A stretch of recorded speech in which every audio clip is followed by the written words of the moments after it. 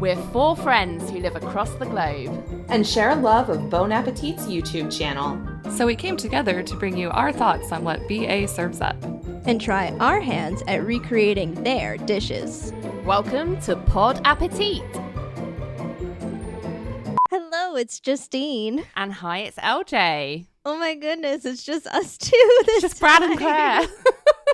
Oh, it's a disaster. It's fine. We can do it, Justine. I believe in us. Just start playing like the sad Claire music. Beep, beep, beep. I'll be like, it's fine, Claire. It's fine. We can do it. Just We can whatever. do this. Okay, so Amanda and Meg are not here due to festivities. Yeah, it's been Thanksgiving, so they're busy doing things. Yeah, which leaves us. Yeah.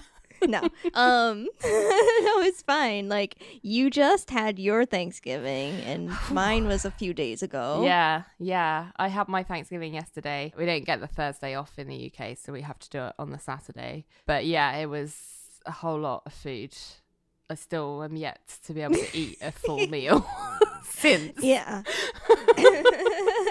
Yeah, I've had a couple days to process. I was able to have breakfast. No, I don't even know when I will ever be able to eat food again. I've got so many leftovers, Justine, in my fridge. So many. I don't even know what to do with it.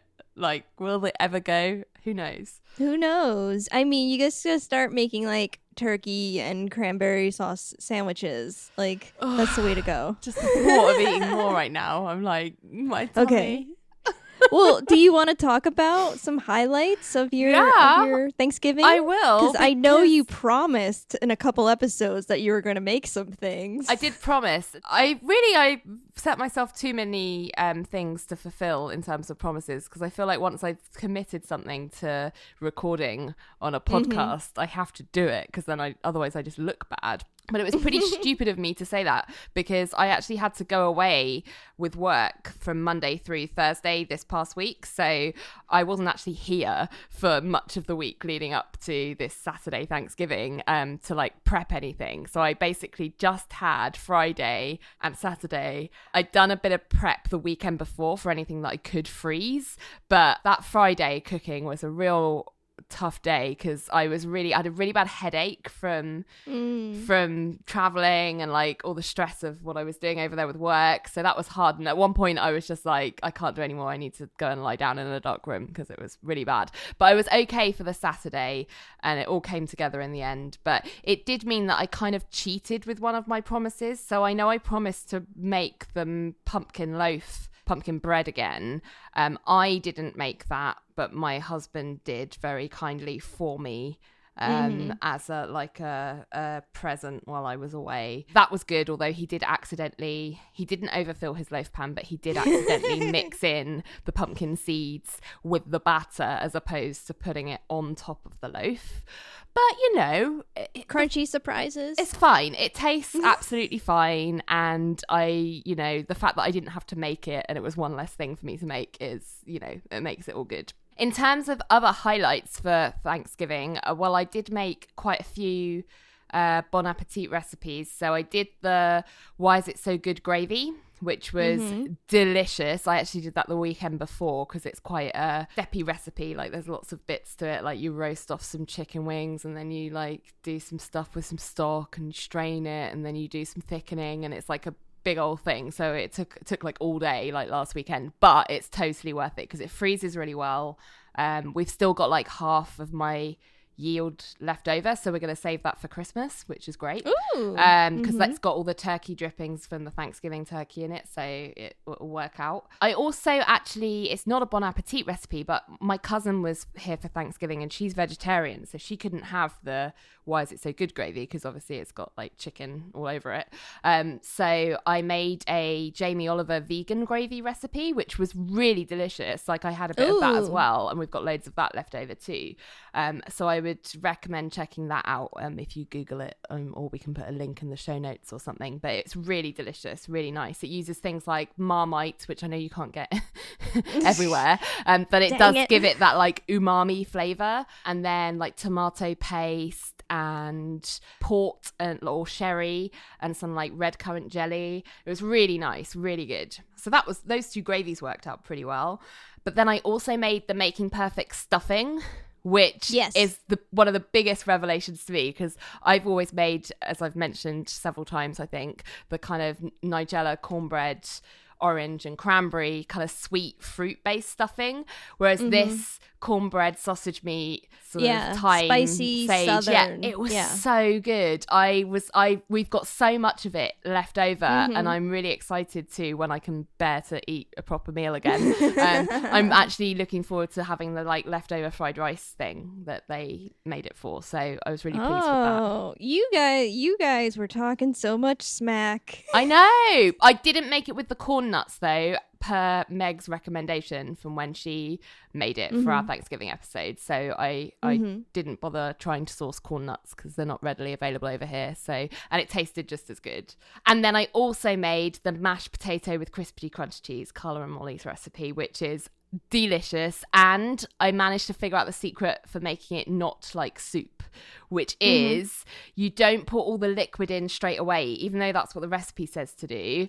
I didn't. I poured enough in that I felt it looked like kind of what I would call a suitable mashed potato consistency. So not like dry, but like glossy, but still thick. And then I just kept it on a really, because it was ready before lots of other stuff was ready. So I just kept it on a really low heat on the stove.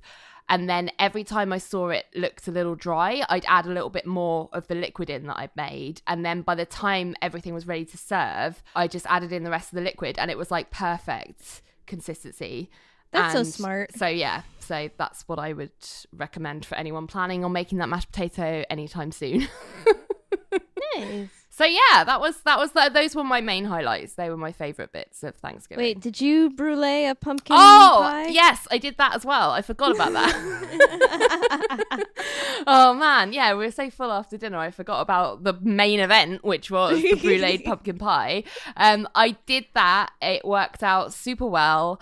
Actually, the one criticism I would say about my brulee pumpkin pie before was that I don't think it only says to use like 2 tablespoons of sugar for like a whole big pie, which doesn't give you a very thick, it's a very tiny thin shatter of brulee on the top. And I was like, I want the real like creme brulee crack, like the real big one. So I just really went for it with the sugar. Took ages to brulee, but when it did, like it was a really like not super thick, but like a decent caramelized kind of layer. And my biggest kind of compliment was that members of my family who are normally like, oh no, I won't have the pumpkin pie, that's weird, I'm not gonna have that, they tried some and they were like, this I like, this I can have again. And I was like, okay, well good, I've managed to find a recipe that gets you on board with pumpkin pie. Brilliant. Amazing. Oh yeah, so I also made a full Thanksgiving for myself and other people. It's a and whole that was a bit thing. Intense. Whole thing, isn't it?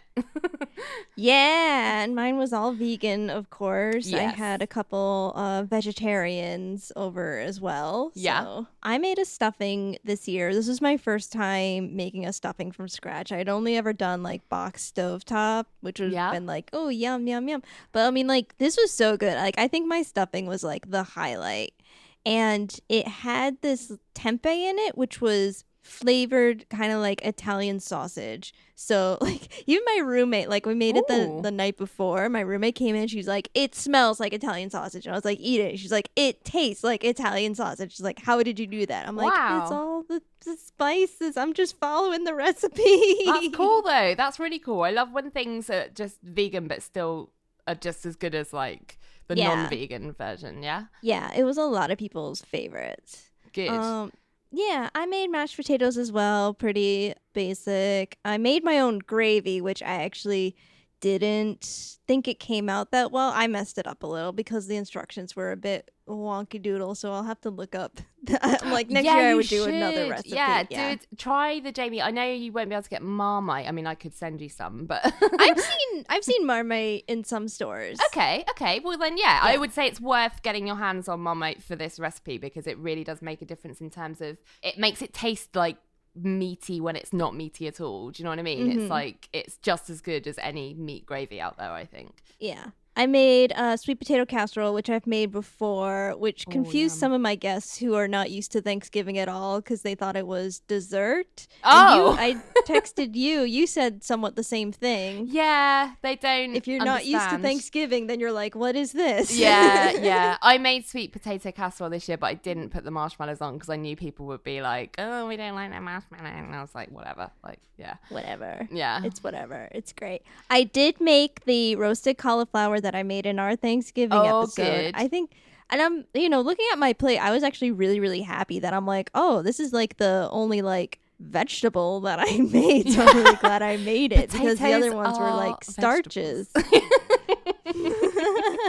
I think potatoes count as vegetables. I mean, they don't really, but yeah. Yeah. But you know what I mean? It's like when you look at your plate and you see like this whole vegetable, the cauliflower. You're like, oh, that was a really nice addition. Yeah, that's good. Something else I'm really proud about is that I made a pear-spiced upside-down cake. That looked beautiful. It looks so nice on the plate. Like when you turn it out, it just with the little pears like studded in the batter, like in the cake. No, yeah. Sponge. And I had it's people so around me when I turned it out, and then that like magical thing that I've like only ever seen in videos where I peel back the parchment paper and everybody goes, "Ooh!" And I'm like, I did it! I did it!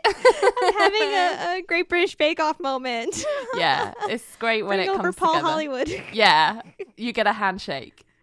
Yes, definitely get a handshake for that. It was delicious. Yes. And I did help my boyfriend make his very first pie. He made a vegan pumpkin pie, and he had never made a pumpkin pie. He'd never made a pie.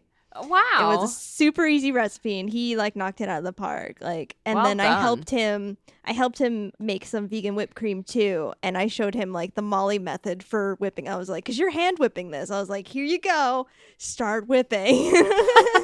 Yeah, when we got our pumpkin pie out, Russ was like, "Are we having cream with this?" And I was like, "Yeah, I got cream. It's in the fridge." And he was like, "Is it gonna be whipped?" And I was like, "Well, you can whip it if you want to." I was like, "We can have a Molly and Andy whip off," and he was like, "Nah, we'll just leave it as it is." So funny. Yeah, so that I think was everything. My friend Ashley brought over a apple pie, so lots of cakes and pies going on. Yummy. Are they all still with you? Have you got all the leftovers, or did people take leftovers when they left? I still have a lot of leftovers, but people have been coming over and eating. I'm like, come over for lunch, come over for dinner. Yeah, they're like, you still have food? I was like, yes. I feel like I'm going to be having pumpkin pie for breakfast for like the next week.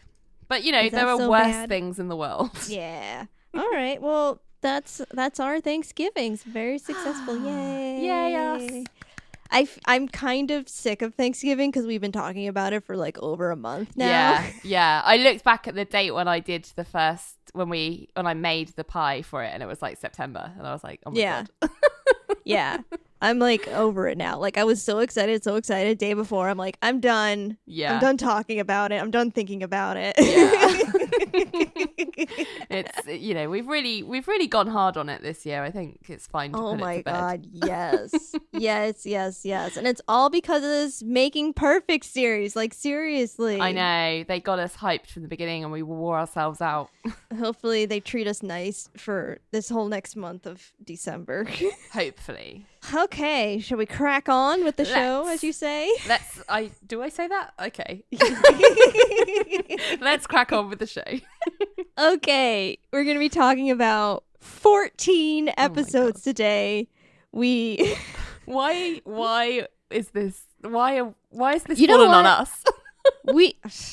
First of all, I feel like you guys have never mentioned, and I feel like we should talk about it a little bit. They are starting to release double episodes. They release episodes on Saturdays. It's a bit much. Putting out more content than they ever have before. Yeah. Do you know what? I was bored at work one day and I looked up the frequency of videos they were putting out like 2 years ago. It was like nothing like it is now, and I'm pleased on the one hand because obviously I love watching their stuff because otherwise we wouldn't be doing this podcast, but on the other hand every video represents more work for us. Yeah, they are consistently getting longer as well. So it's like bittersweet for me because I'm like, oh, yay. Oh, no, I've got to fit that in somewhere. Yep.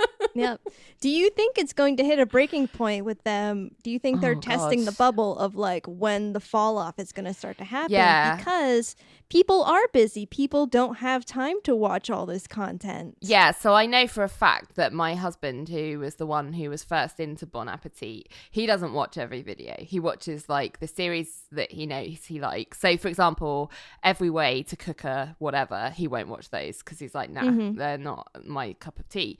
And I do feel like I've seen that in the comments happening. Like some people will be like, I'll watch every Gourmet Makes, I'll watch every It's Alive. And they won't, like some of the others won't be as popular. I think that's just natural though. Maybe they are putting out more content to try and appeal to different types of people, not expecting that everyone will watch every video like us crazy people, but yeah. Well, there was this weird thing that I felt like this time they put out a back-to-back chef and then a few days later they put out another back-to-back chef. Yeah. I don't know. I can't explain it. I think we need to have a sit-down interview with Matt Ducker or someone. Yeah. And he Get can Matt explain on the it phone. to us. All right, so here is the menu for today's episode. Deep breath. Pastry chef attempts to make gourmet Mentos on Gourmet Makes. Molly and Adam make pumpkin chiffon pie. Pro chefs make their favorite egg recipes. Test kitchen talks. 12 types of steak examined and cooked. Recreating Snoop Dogg's Lobster Thermidor from Taste. The BA Test Kitchen makes the perfect Thanksgiving meal, making perfect Thanksgiving finale. Brad makes surf and turf on an outdoor grill, part 2. It's Alive Goin places. Pro chefs decide if 9 foods are a meal or a snack. Test Kitchen talks. Hailee Steinfeld tries to keep up with a professional chef in Back-to-Back Chef. Pastry chef attempts to make gourmet Krispy Kreme donuts on Gourmet Makes. Pro chef learns how to cook ostrich eggs. DeAndre Jordan tries to keep up with a professional chef, Back-to-Back Chef. Pro chefs compete in a pizza making speed challenge on Test Kitchen Talks. And Every Way to Cook a Tomato, 47 methods. Oh my goodness. I was listening to you read that off and I was just like, have I really watched every single one? I have. You have, like, I had to start, like, halfway through this, I had to, like, really start taking notes, like, when they release, like, 7 videos now, because that used to be, like, all that we would be covering. Yeah, right? Yeah, so we're going to get started with Pastry Chef attempts to make gourmet Mentos, Gourmet Makes. Oh my God. The best thing about this video, obviously it's a Gourmet Make, so it was great. But the best thing about this video was the fact that they included the Coca-Cola, the Diet Coke test on both of them. I just loved how excited they all were about doing it and getting like... It was also Claire's favorite part. Yeah, right? But I just think that if it had failed that test, that they would have felt like... really disappointed. So I was really pleased at the end when it worked out. But just all their like protective gear that they like had ramshackle like put together. Yeah, and they teased that on Instagram a lot. Yeah, right. Because I remember seeing all the, and we were trying to guess what all of those trash bags were for, but it makes perfect sense that they were for the Mentos. Yeah, and they're like taping it on the ceiling, like wearing safety goggles and stuff. I just thought it was really funny. But yeah, this was a tough one for Claire, right? Yeah. And I'm going to bring this up and talk about this and then talk about the other one. I am starting to have weird feelings about Gourmet Makes. Okay. And it kind of sucks that I haven't been on recaps with you guys lately because I feel like I've had these opinions for a while. I just haven't been able to, voice them publicly. Yeah. The episodes focus so much on Claire's pain now. Like, it's starting to not be enjoyable for me to watch. Right. To me, it's just Claire trapped in these episodes. Like, she doesn't have the free will to dictate her own show. Yes. Yes. It's like the producers are like, no, it's this. You have to do this. And you're going to because you're getting us the most views, aka the most money, which makes me feel like awful watching it. Yeah. Because I don't know. I know people have been joking for a while, like for a long time, of like, oh, let Claire do something, let her out of the test kitchen, give her a vacation.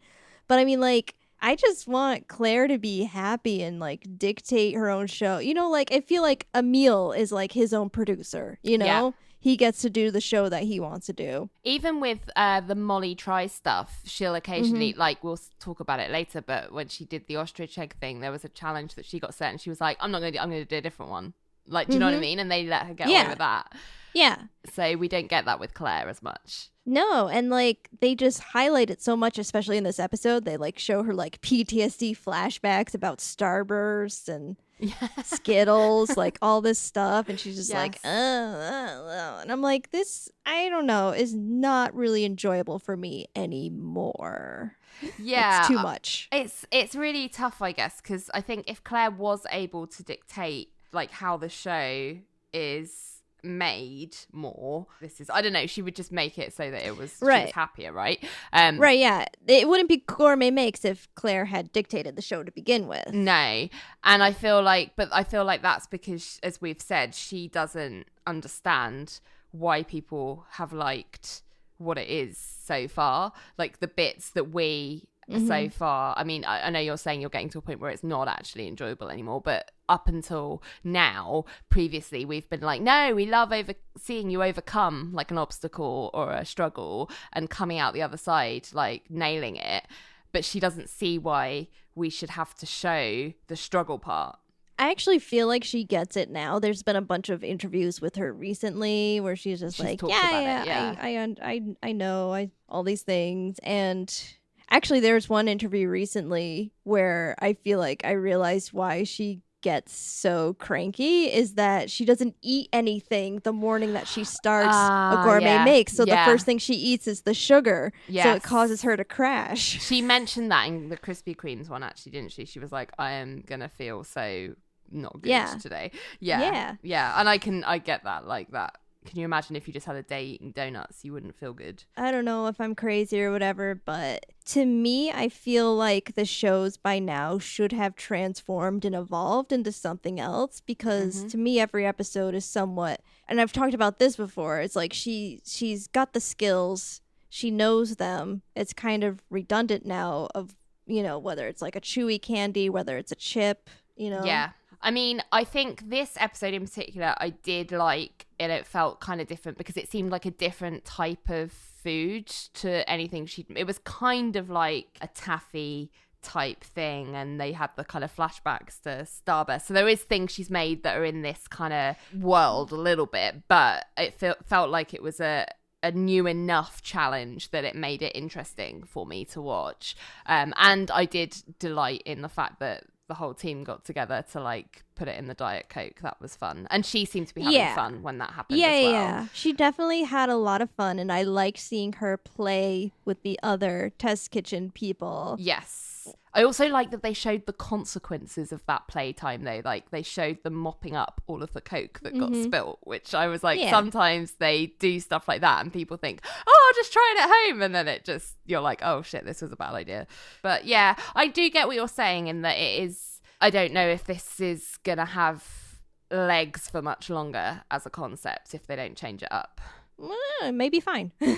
Yeah, maybe you're the only one that's worried for Claire's welfare. Everyone else is just heartless and cold and just want her to keep churning out candies and desserts that you can buy. Yup. No.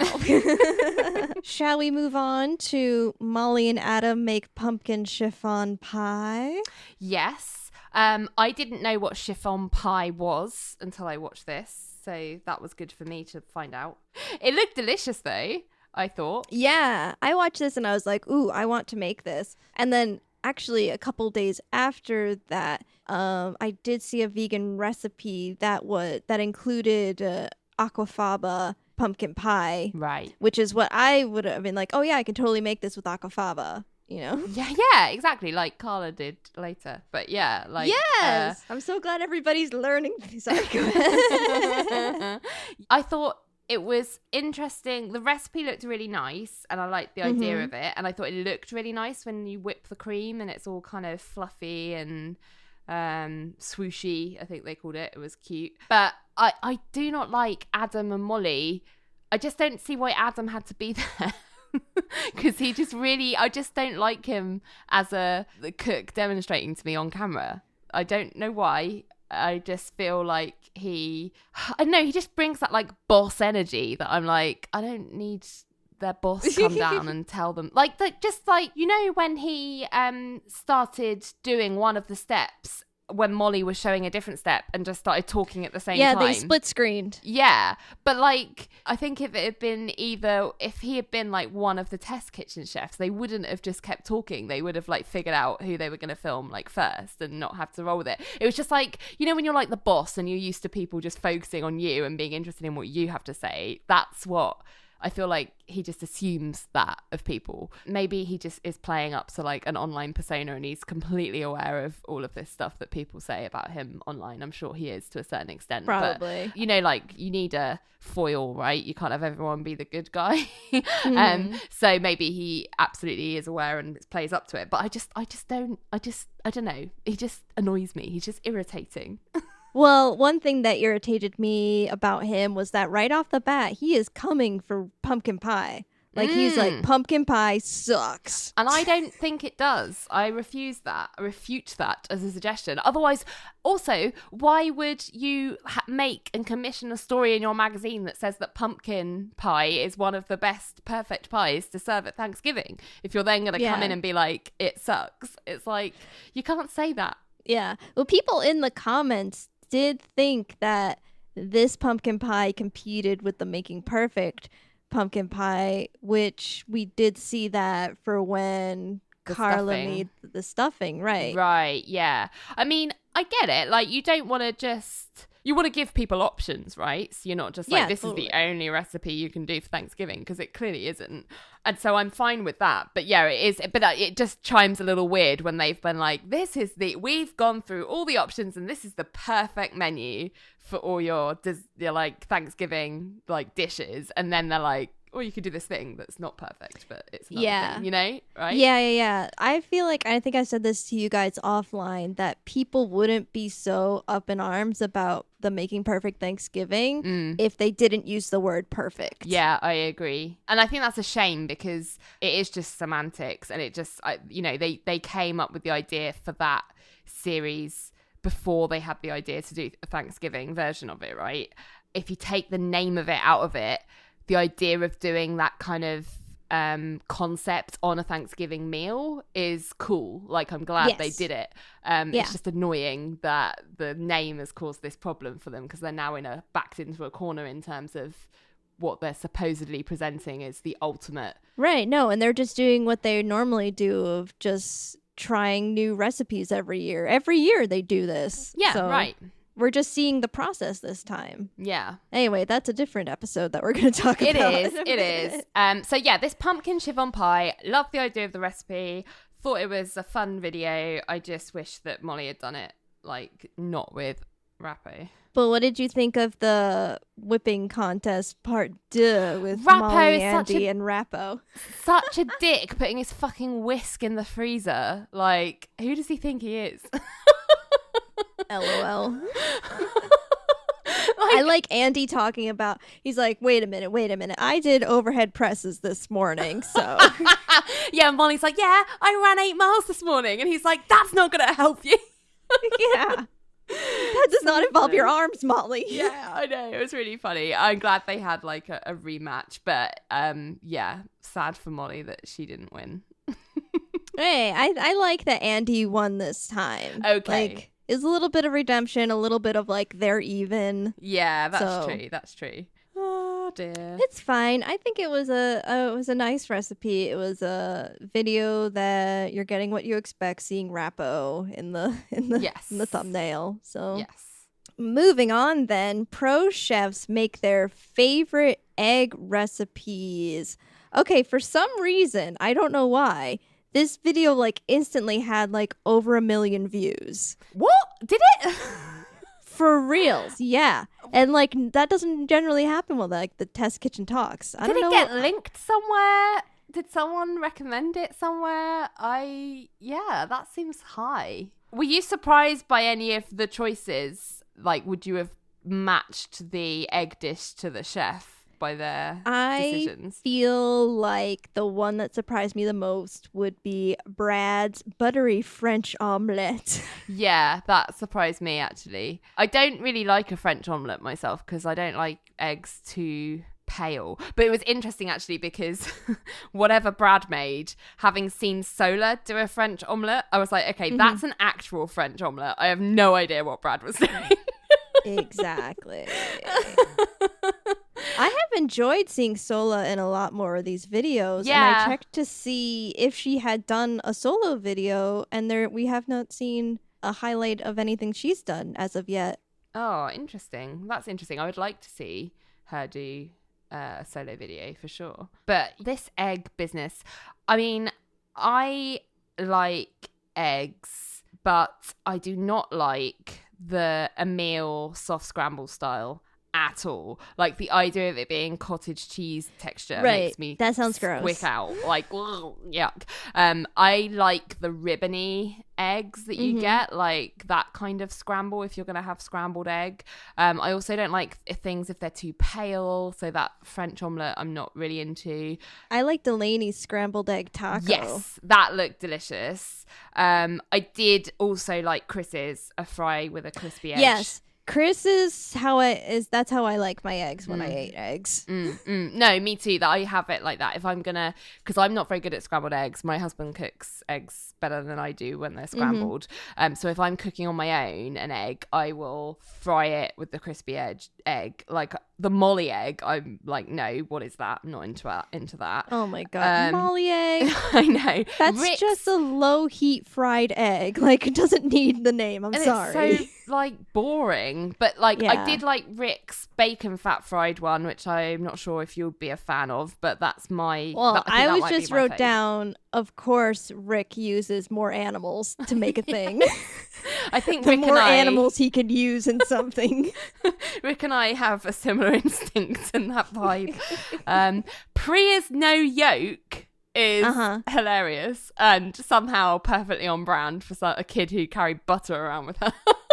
That's, you know what, when I was a kid, I totally thought yolk was disgusting. Me as too, well. actually. I do remember when I was quite small, so when I was about 10, I'd grown out of that, but I do remember a phase where I was like, ugh, yolk, disgusting, and I just ate the white. Yeah, and also shout out to Amanda, who feels very seen by Priya's egg making declarations. Yes. But I have to say, my absolute favourite way to have eggs is a poached egg, but not a hard boiled one. Like, it has to be runny in the middle when you cut in, otherwise it's like no go for me. I have this very important note that we didn't talk about, that Chris Morocco is the Mary Poppins of spoons. Yes. Except when he's doing Lobster Thermidor, which oh my we'll God. come on to. He had no spoons. Claire, who made the medium boiled egg, No. I thought was meh. No. But my nana when I was young used to make me like a 4-minute egg that I used to crack and dip toast into. Yeah, dippy egg, like soft egg. Fine, great. Do you call them? I don't know if this is a British thing or not, but if you have a soft-boiled egg and soldiers, we call it dippy egg. Sorry, and toast, we call it dippy egg and soldiers. No, I don't think I've heard that. And like, my relatives on that side are, British. Yeah. So. Yeah. Oh, interesting. So yeah, in the UK, we often call like a soft-boiled egg and little like fingers of buttered toast. They're like the soldiers, and I think it comes from the nursery rhyme Humpty Dumpty, because he like falls off and like all the king's soldiers and all the king's men couldn't put him back together again, and like you have your little fingers of toast and like you dip them in, and they're meant to be the soldiers helping put Humpty Dumpty back together again. Like, egg yolk is so much nicer and more beautiful when it's soft, like when it's nice and runny. When it's hard, it's all crumbly and dry and like, you don't want that. Yuck. I agree. Ooh, this is a lot of feelings about eggs, so I guess that's why I got 1 million views. Maybe everyone cares about eggs more than they thought. People are like, I gotta hear these egg opinions. Hot take, give it to me now. Well, on the other end, if we can go on to 12 types of steak examined and cooked, I have no opinions. You don't even have an opinion of Amiel in that cow suit? Oh, yeah. That my favorite thing about that is that in the comments they're like, he does have more than one pair of clothes. Yeah, that's his like Sunday outfit. Cow suit. Okay, so going on to this next video, my only comments are no thank you veal, and no thank you blood. Like these are hard videos for me to watch with raw steak, just because to me at this point it looks, I don't want to like describe this as gross, but I see it now as more like human flesh is what it looks like to me. Oh, okay. Yeah. Oh, so to me it's a bit graphic for someone who doesn't eat meat anymore. It's not because I'm like, ooh, cow murder, blah blah blah. It's just like that association now, since I don't visually see it a lot anymore. It appears like grosser. So like where there's blood and stuff, I'm like, yeah, no, I can imagine that. And I think if you don't eat meat anymore and you don't handle meat and you're not like hanging out with any raw meat just anywhere, it would start to feel weird to look at it. Exactly. But I am of the opinion that if you are going to eat meat and choose to eat meat, you definitely need to get aware and as acquainted with it as you can, because you cannot pretend that it's not from an animal. You cannot pretend like turn a blind, or you can, but I think it's bad to turn a blind eye to how things are put together, where things come from, how things are fed, how things are raised and reared. Like all of that's your responsibility that you should take on if you are going to choose to eat meat, in my opinion. Just nothing frustrates me more when people, and I hope I'm not offending people, but nothing frustrates me more when people are like, oh yeah, I like eating meat, but like I don't like it when I can see where it's come from. Right. Like, well, then you shouldn't be eating meat then. Like your chicken and your bacon comes from an animal. Like respect that, you know? Mm-hmm. Otherwise you've not really got any business eating it if you don't really care or want to know like where it's come from and where it's looked after and all that kind of thing. No, exactly. And that's why I love that like Brad always talks about that. Yeah, I think so. So I enjoyed this video, unsurprisingly, because I really like steak and I like learning about the different cuts and the different types of cow and how they're looked after and like, you know, what impact that all has on the meat. I enjoyed that the first cow they talked about was the Angus beef cow, which comes from good old-fashioned Scottish Highland coos, as my mother-in-law would say, because she's Scottish. So that was nice. I also thought it was super interesting how the different types of animal and their lifestyle, how that has an impact on what the meat, like just even what the meat looks like, from the color to how fatty it is, depending on where on the body it's been sort of taken from. It makes perfect sense when you think about it, and a part of the animal that is more muscly and works hard is going to be leaner than anywhere else. Also makes perfect sense that if you feed a cow a sort of plant-based diet, it's not going to be as fatty as a cow that has been kind of essentially fattened up with grain. That makes perfect sense as well. Yeah, that's something a lot of, especially Americans, don't realize how much corn they're consuming, and corn is in everything, right? And it's like you said, even being fed to our animals, which isn't what they naturally would eat in the wild, just to produce that sort of higher, quote unquote, higher quality, you know, meat. But are we thinking what it's doing to our health? Yeah, exactly. This is going on a slight tangent here, but it is interesting if you think about what for years big food companies have told us is the optimum diet for humans, and grains was like the biggest after fruit and veg. Grains is like the biggest bit of the pyramid, and yet when you look at what that does to animals, like that doesn't necessarily produce the healthiest animal, right? Because it's fattier. And it's like, well, of course we're all getting more fat as a population because you've told us that grains should form like 2/3 of our plate for years, and actually that's not necessarily true.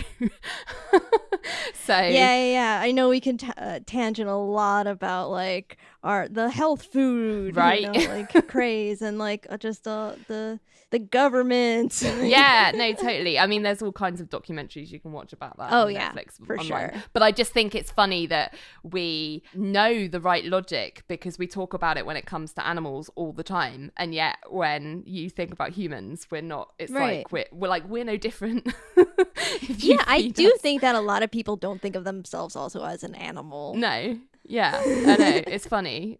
I also really liked seeing some of the different types of cow meat that I wouldn't normally have access to or think about. Stuff like the Brahman I'd never seen before. I'd heard of Wagyu beef. I know Meg had that when she was in Japan recently and she showed us photos and it looked amazing. I have had it before, but it's super expensive and so it's not something I've eaten a lot of, but it looked amazing. The difference in age of cow was interesting. So veal, I know, is a problematic, or certainly a pale veal is a hugely problematic way of kind of getting meat. I won't eat veal for that reason. The rosé veal or the pink veal that Amiel was talking about is slightly more humane, but still, I'm not sure. I don't know. I just don't trust when something says veal on it. I'm just like, I don't know. I'm not sure if that animal has been treated well. But I was really interested to see the kind of old aged beef because I don't think I've ever really had beef that's been super aged. And he was saying that it seemed to have an awful lot of flavor, like a real big umami taste, which I would be interested in trying as long as it's led like a good life and all that kind of stuff.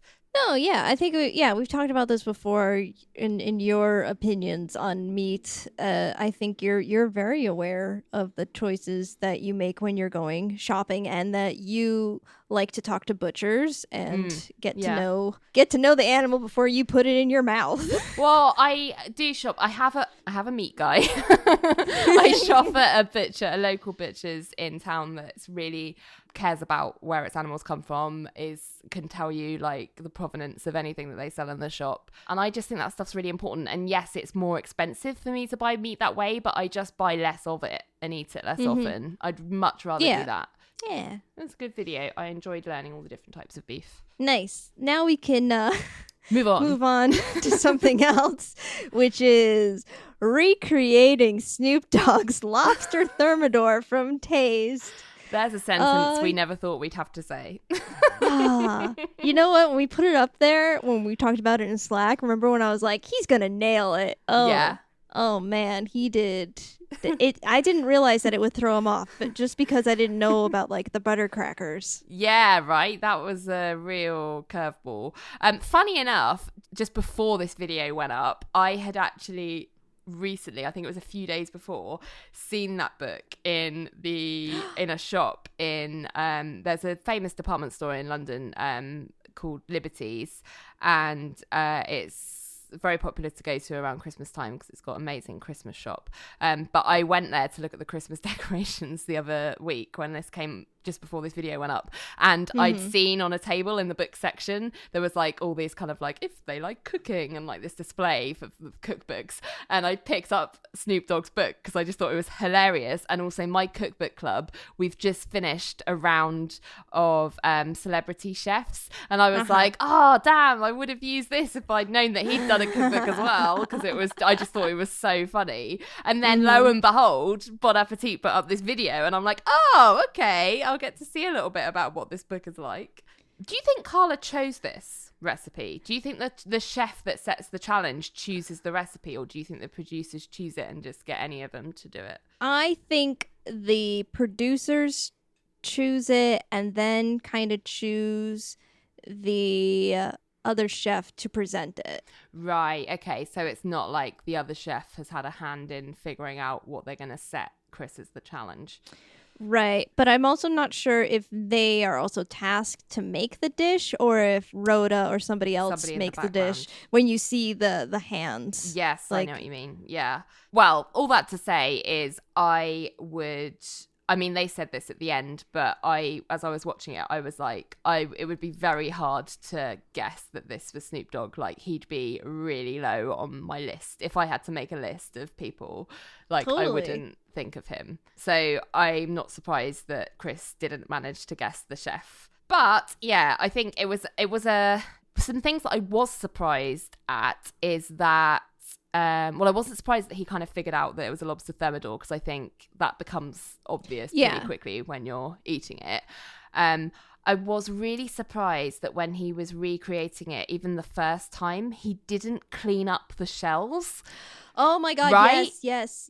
Because I would have just thought, as a chef, your instinct is that, well, surely I'm not going to serve shells with all the gunk in it, you know? Yeah, I have that note. I wrote, I think he does a terrible job cleaning out the guts and poop.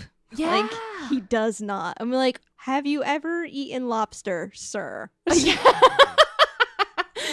It's like, you're like, I know a thing or two about seafood. Well, he also didn't cut off the rubber bands before he boiled the lobster. Yeah, that seems weird as well, because surely you'd get like this weird rubber flavor in the water.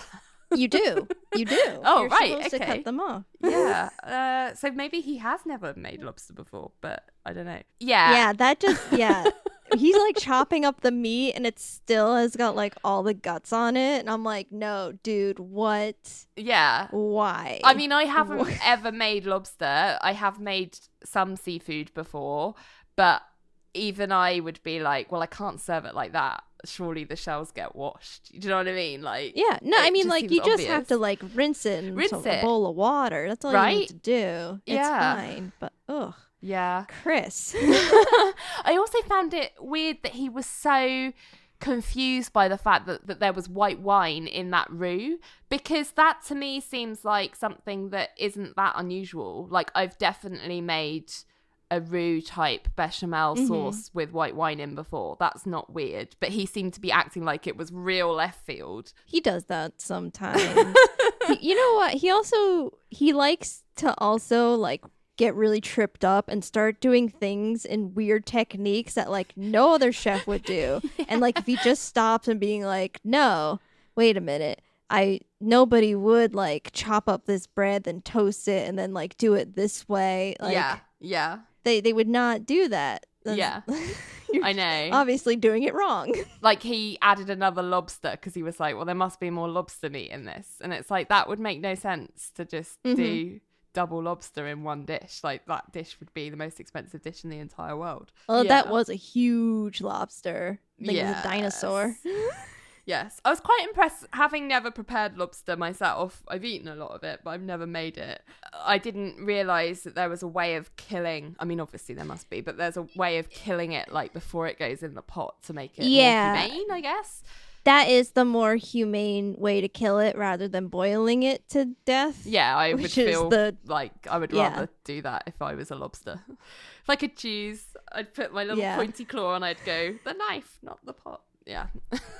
I mean, that is harder. I mean, because you're actually, you're taking more responsibility. You are like doing the physical like killing of it. Yeah. But it is more humane to just like take the knife, boop, right through the spinal column. That makes sense. You know, that sort of thing. Again, I feel like, maybe I'm weird, but I feel like if you're going to be eating an animal, you kind of need to be prepared for what that means, right? The realness of it. I will say my parents have never done it that way. We've always done it just like live lobster into the pot. Goodbye, have fun.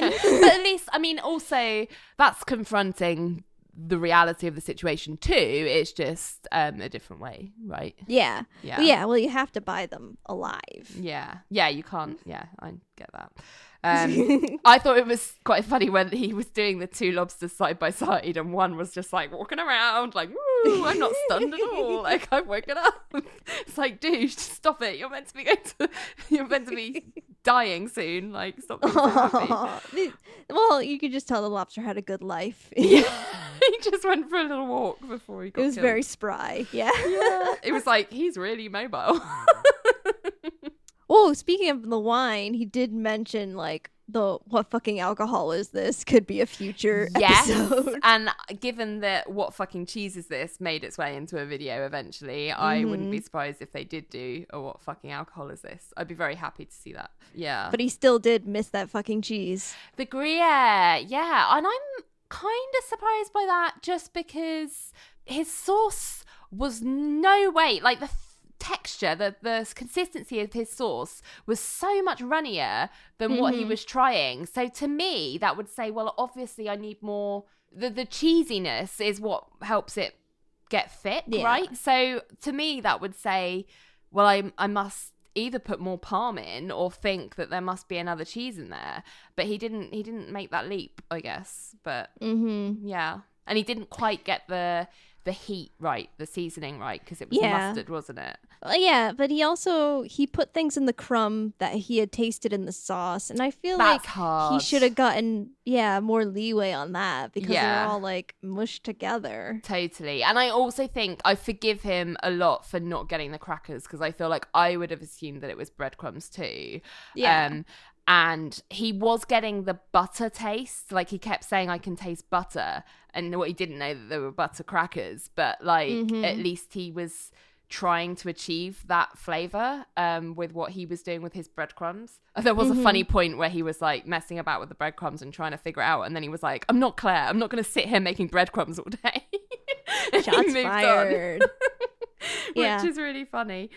One thing that did piss people off was that Carla was like, they look identical, and then he got an 80% on appearance. Yeah, I thought that was a little low because they did look the same. It really did, especially from his version 1 to version 2. Version 2 just like looked brighter. It did look like he had really gotten it. Yeah, that was a shame. But I feel like that math is kind of shonky anyway, so I wouldn't put too much stock in it, Chris. One thing I would also watch, as well as What's That Fucking Alcohol, is Chris read the entirety of Snoop's cookbook. Because it was just by a fireplace.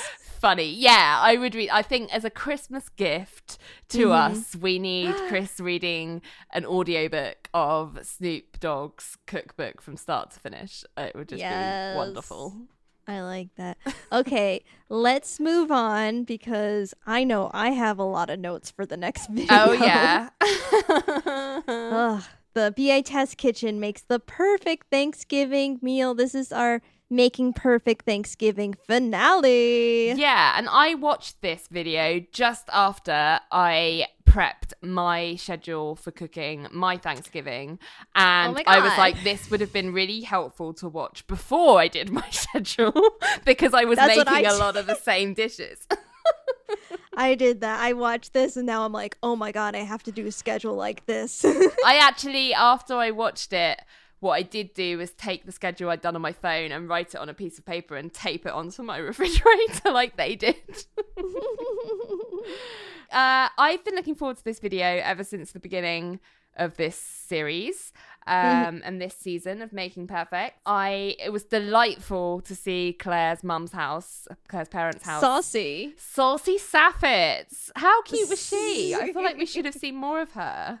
I liked her. This was the best video of the series. Yes, I 100% agree. I just love the energy in the video so much. Just like everything, like slightly stressful, but also slightly like relaxed in that everyone's like, oh, it doesn't really matter like what time food actually gets to the table. Like, yeah, we'd love it to be for this time, but it doesn't matter. And it just encapsulated the spirit of a Thanksgiving day for me. Like everyone's super into it and wanting it to go well, and has like a plan, but also it never goes according to plan, and that kind of ends up being okay, so it's fine not to worry about it. I like that there is like, you cannot edit their personalities like this when they're all together in a room and they're just straight up reacting off each other. Yeah. So I feel like the drama is not in like the filmmaking. The filmmaking is just watching it happen, and this is who they are naturally. And I love that. Yes. It was so fun. It was just so much fun from start to finish. I love that Molly and Carla engineered it so that they were in first, and then they had loads of leisure time, and then they just had to finish off at the end, which was very clever. I also really enjoyed Brad and Andy getting time alone when everyone else went clamming to like resolve the sumac argument from the cranberry sauce. Because have you listened to the Foodcast episode where they had Brad on and Andy on to talk about their turkey and cranberry? No, I haven't listened to that one. It was really good. I really enjoyed it because they and they had like, they clearly were unhappy with each other then. So obviously that was I think they recorded that after they recorded this, but like it's still like it's still a thing. It's not like, they're not like super acrimonious or anything, but I think it's more tongue-in-cheek like humor than anything. But I think there's still a bit of like, where the fuck did the sumac go? And Andy's just like, I was never going to be sumac in that dish. Yeah. Who was it? It was Chris that described sumac as chaotic evil. Yes. Oh my god. If he is not a meme in of himself, like it was so funny.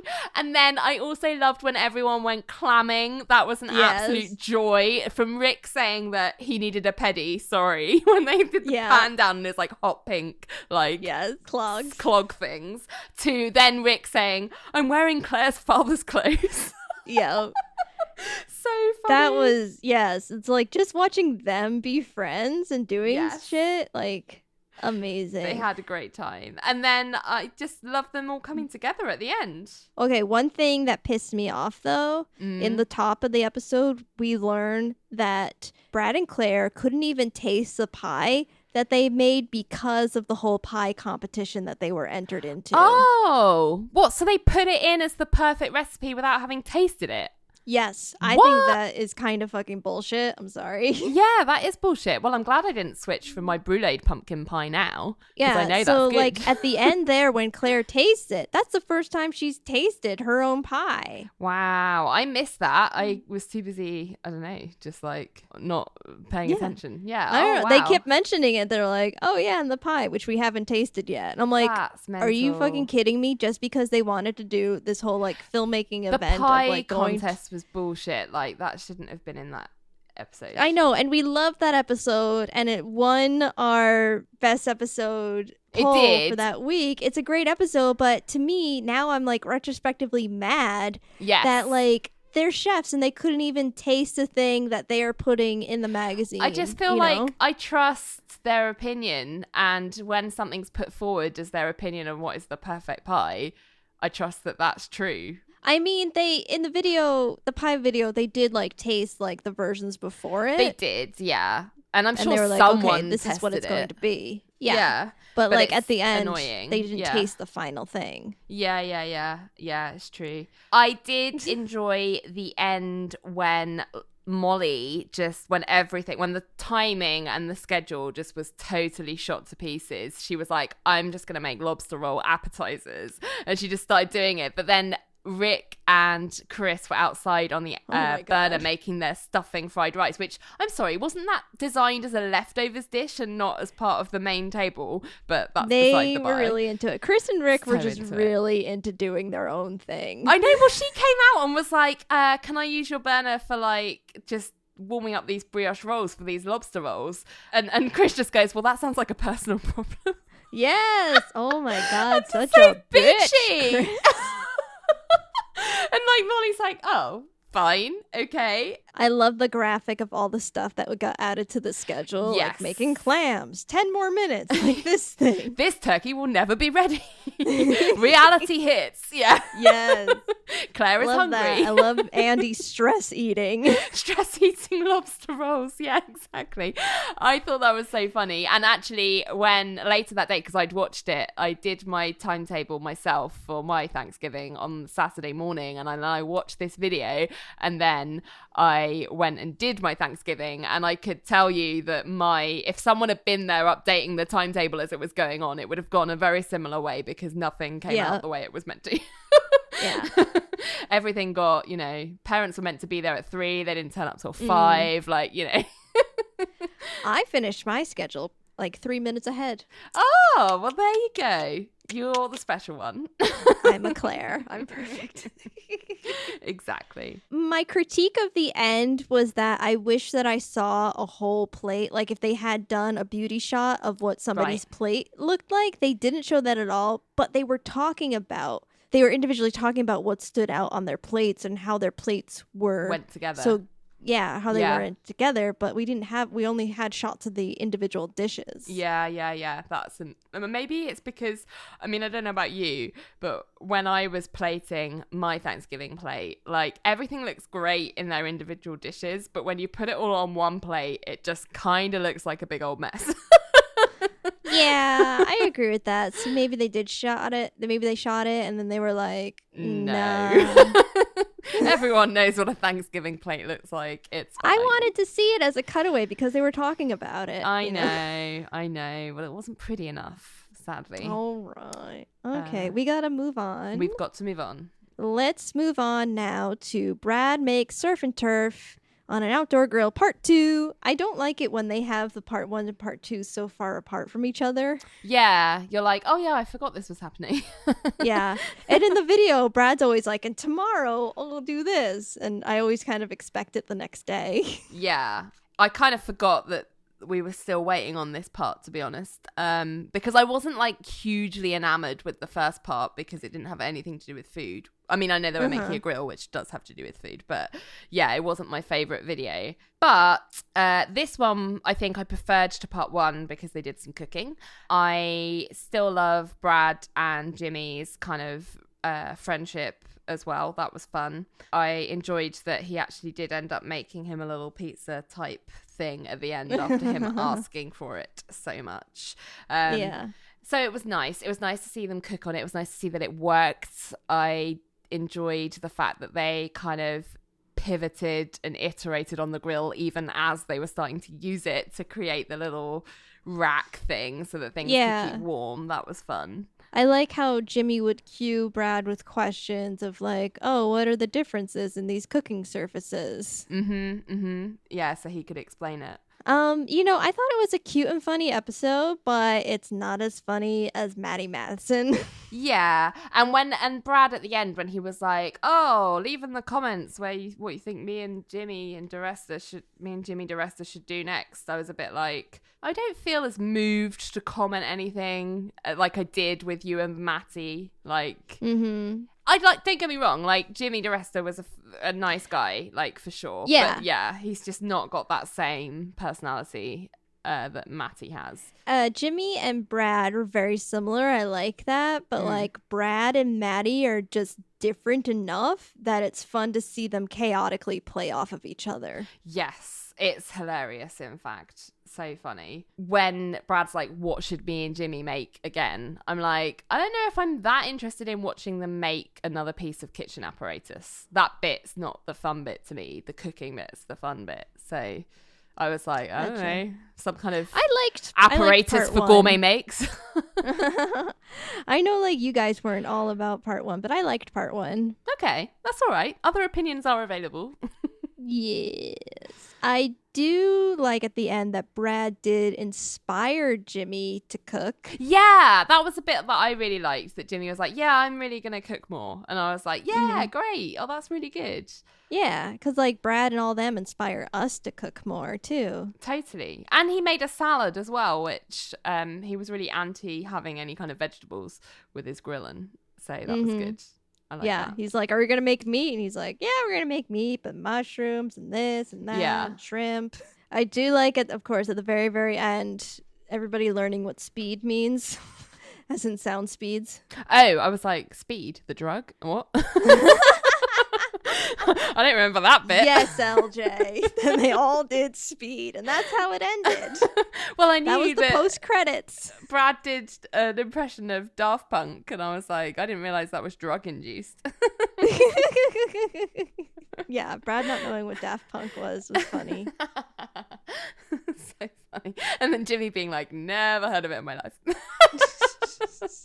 Okay, let's move on to the next one, which is another Test Kitchen Talks. It is pro chefs decide if 9 foods are a meal or a snack. Did they just do this episode in order to do the play on words for a meal? I like doing it for that reason. Is a meal or a snack? A meal is a snack. So funny. We all thought of the same joke at the same time. Yes. I don't know about you, but I think the person who I was most in agreement with was probably Brad, because every time he was like, it's a snack or it's a really bad meal.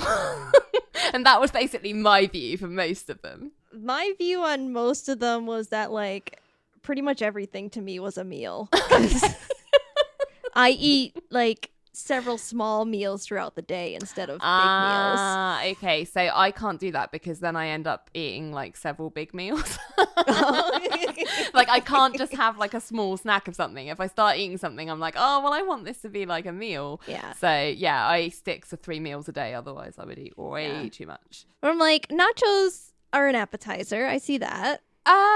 Yeah, I would say nachos are more of an... Well, actually, I think it does depend, because Sola made a good point that if you really load it up with like a protein and everything on it, then that's more of a meal. Whereas if you've just got like salsa and guac and cheese or whatever on it, then that's more of a snack for sure. I think it's a bad meal because I don't think you should be eating that many nachos. The other stuff, the proteins, like if you're eating like the beans and cheese, I'm like, that's fine for you. But like all those nachos just makes me like feel sick. You're right. Pita with hummus is 100% a snack. Yeah. I eat pita all the time. That's my go-to like 4:00 snack. I would. I mean, I have had it as like a lunch before, but it's usually with other stuff. So I'll have like pita, hummus, and then like maybe some chicken or some vegetables of some description, and that's more of a meal. But if it's just pita and hummus, I would say that's a snack. That you're just getting into falafel territory. Yeah. Hot dogs and pizza slices and empanadas and quesadillas, for that matter, they're weird. To me, they're more than a snack. Like I wouldn't make one as a snack, but I don't think one of those on their own would be enough for a meal. So I feel like they're like half of a meal. Like they're a meal component missing some other side dishes, you know? Yeah, a hot dog is a weird snack because that's like... It's a sandwich. Yeah, you're ruining your dinner at that point. Yeah, just add some fries. Then it's just a meal, right? Like a hot dog and fries is a meal. So as is a like especially a New York slice of pizza and fries, that's a meal for sure. Dumplings, I think dumplings can be either. You can scale like how many dumplings are we talking? Is I think someone made that point because like even if it's. Because someone was saying you don't just eat dumplings. And I was like, I 100% do just eat dumplings. If I go to a dim sum restaurant, I eat dumplings. Like I go in there and I eat dumplings and I come out and I'm like, I've had a meal. That's the point of dim sum. Yeah, exactly. The two that I thought were interesting were the meal replacement bar. I was absolutely in agreement that it was just like, no one should be eating those. Like either have a meal or have a snack. Like don't have that because it's not. Like what's in it? Nothing. I don't know if it's like I don't know. I feel like they need to clarify. If it's like a Cliff Bar, right? I'll do that if I need it. Like if I need like that extra protein. Like if I didn't have like a good breakfast that day. That's true. But it's not replacing anything. But maybe it kind of is because I'm like I need this extra little because something else I didn't do right in the day. Yeah, I guess if you've missed a meal completely and you're like I don't have time. Like a snack wouldn't cut it, then I guess that makes sense. Right. But I am kind of like Rick, I think, was it Rick who was like, just eat something else? Yeah, I feel Rick like was especially horrified. He's like, I've never had one. And I think I've had them before, but I've always regretted it. Like I've never felt like it was a good choice, you know? I've always been like, oh, I should have got something else or made a different decision. No, I'll have like a Cliff Bar or something at like 4 or 5 if I know I'm having like a late dinner. Like it's supplement in that I keeps you going. Need it for now. Yeah. And then it's not gonna replace any of like food for me. Yeah. And then the cinnamon bun one was interesting because for me that is more of a dessert, which I think someone made that point as well. Yeah, but to me, it's a fancy breakfast. Oh, yeah. Who said that? Brad said it was a bad breakfast because it's just really full of sugar. I know it's all sugar. And they also, like, Carla and Molly were like, have you ever eaten a whole cinnamon bun? No. And I'm like, what? I definitely How could you only have. eat half a cinnamon bun. bun. I've definitely eaten a whole cinnamon bun. In fact, Russ got me a cinnamon bun for breakfast on Friday because I was like, I don't have time to eat anything, and he had to go and get some stuff from the store for me to do Thanksgiving stuff. So he came back with a cinnamon bun because we'd just watched that video, and I was it's just the same as, to me, it's just the same as eating donuts. Or like pan au chocolat or a croissant, like that's, you know, it's fine. Just it's not something you should have every day for breakfast, but it's a treat. It's like a once in a while like treat thing. Right, yeah. If you're having a cinnamon bun for breakfast, you should have a meal replacement bar for a snack. Yes. But I would say the main thing that I came away with from watching this video is that I really want to see Sola and Rick make each other nachos and quesadillas. That'd be nice. 100% watch that video. Okay, next we have Hailee Steinfeld tries to keep up with a professional chef, and they were making a pomme soufflé. Yeah, which is a funny... I don't think I've ever heard of that before. Like, I've never... If I have, I don't remember. No. And I feel like they really should have assessed Hailee's cooking experience before making this dish. Hailee was so cute. I really felt for her because I felt like she was really trying hard. Like she really wanted to do a good job, and she was like panicking at every step because she was so worried that she'd done it wrong. I felt really sorry for her, and she seemed really confused at like some of the instructions, which, to be fair, I would say that sometimes the way Carla said things, sometimes I can imagine if you couldn't see what she was doing, you would be slightly confused. Like with the napkin and then basket. She also like jumps ahead. Like she'll start like stirring something while adding things to it, and then she'll be like, and then that'll all be combined. And you're just like, wait a minute, Carla, say things as you're doing them. Yeah, exactly. The funniest bit I thought was when Hailee put the peels in the water. This video was just stressful AF. Oh, it was so funny. And then when she says measure to see like how thick your potato pieces are, and she was just like, what do you mean measure 3? And I was like, please tell me you understand rulers. This can't be that difficult. I mean, apparently she did have a more confusing ruler, but I don't understand how, because don't all rulers basically work the same? But they had different rulers. Maybe she only had the one with inches. She figured it out. And I thought she did a pretty good job. Hers weren't as dark as Carla's, but they totally because good. I think based off of her experience, she doesn't know what like dark is. They're like, oh, they changed color, they're done, you know? And I can understand why. And I'm sure they still tasted just as good. They just maybe weren't as crispy, but she basically did it. Like, it was fine. She did do it. She did. Yeah. They puffed up. It was stressful. I think if they hadn't puffed, that would have been a fail, but they all puffed, which is good. I thought it was really funny at the end when Carla was like, let's go over that napkin basket thing again. That was ridiculous. I was like done with the video and she was just like, no, I must show you how to do this. And I'm like, are we done? I was like, she is never gonna make that napkin basket again. Like, there is literally no point in showing This is ridiculous. Why? I just stressed the whole thing. It just stressed me out. I think Hailee came across as very sweet and very earnest, and like, I thought she did a good job. I was really pleased with her. I wish they picked something else. Yeah, maybe. She also had like the first thing I noticed when she started cooking, her nails were like talons, and I was like, how is she going to do any chopping with it? Like, my nails, I mean, I don't have very long nails at the best of times because I end up biting them, which is bad. But if they get too long, I find I can't. Like, I once accidentally sliced my thumbnail when it got too long when I was chopping something, because it was just like sticking out over where my knife was. And I just like, how can you do anything with massive long nails? I don't understand. Yeah, it's a little irksome but understandable that they are doing press junkets, you know, to promote their properties. Of course. So she's doing multiple things in a day and has to have a styled look, but then being forced into a kitchen environment where she's over like a hot stove and stuff and has to chop and things. Yeah, it's and, you know, more difficult. She's not wearing the best breathable clothing, and like you said, her nails and makeup are all done up. Yeah. She did really well. All right, so next up, we have another gourmet makes to talk about. Yeah. And I have an opinion on this. This is pastry chef attempts to make gourmet Krispy Kreme donuts. Firstly, Amiel in the helmet. Can we discuss? Did you watch the Brad on the Hot Ones? No, I haven't watched that yet. I haven't. I've been busy. I had to prioritize these videos so we could record today, but that's next on my list. Well, definitely the Test Kitchen Apocalypse question comes from that Hot Ones episode. It? Oh my gosh. Wow. Mm-hmm. Mini crossover. But yeah, I mean, you wouldn't. What would you grab in a apocalypse situation?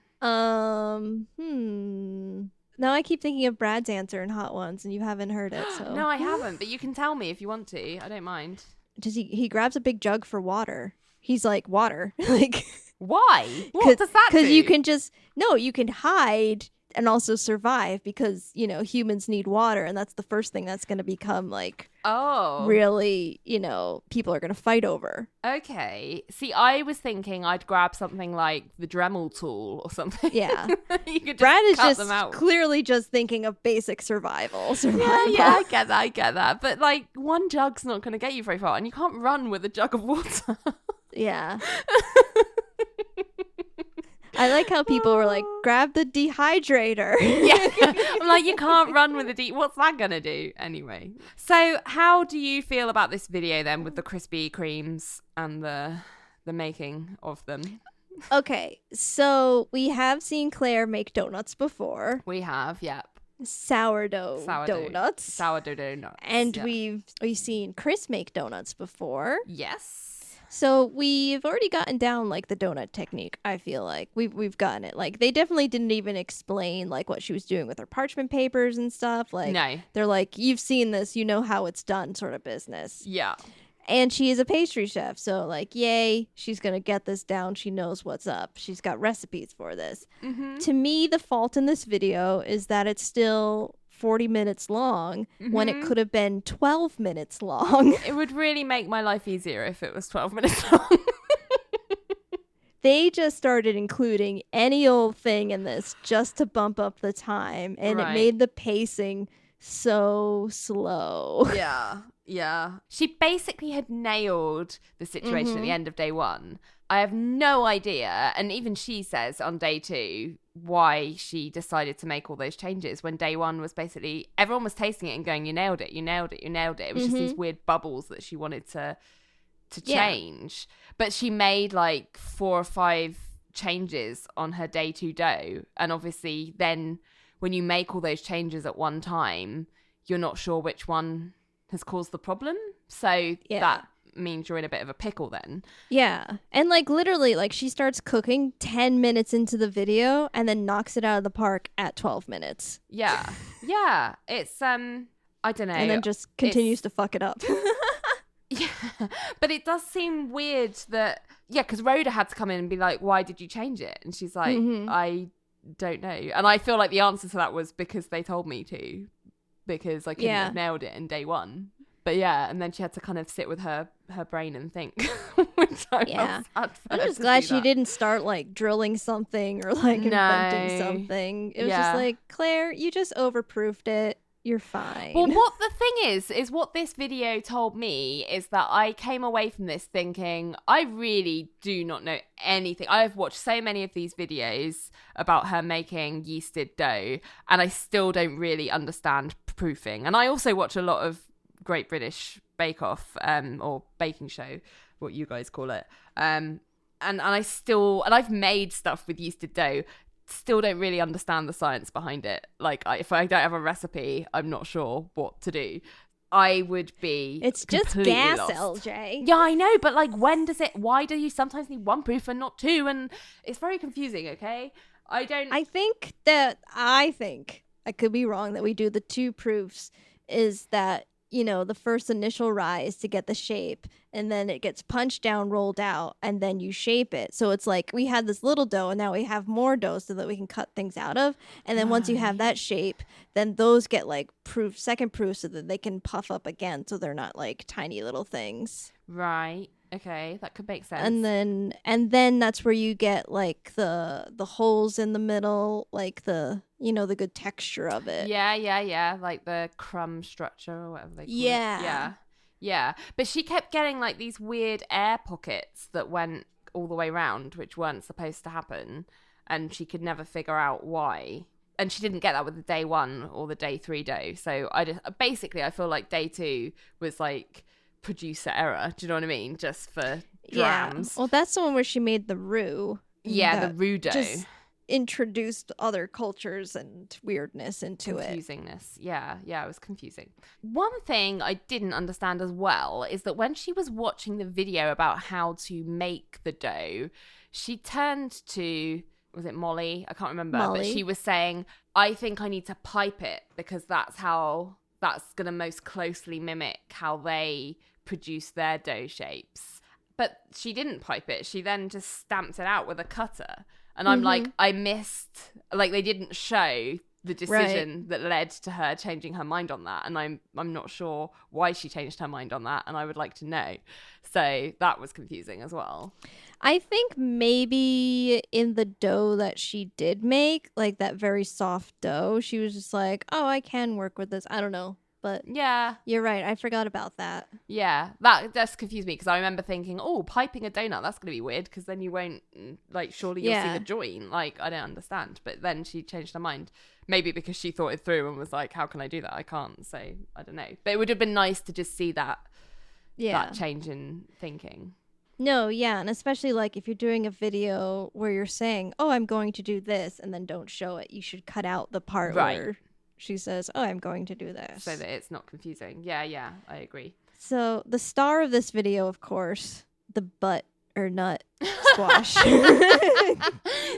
Which they didn't show. I've seen it online, but they didn't in this video show the chive G-string. I have also seen it online. So funny. The internet was not ready for this.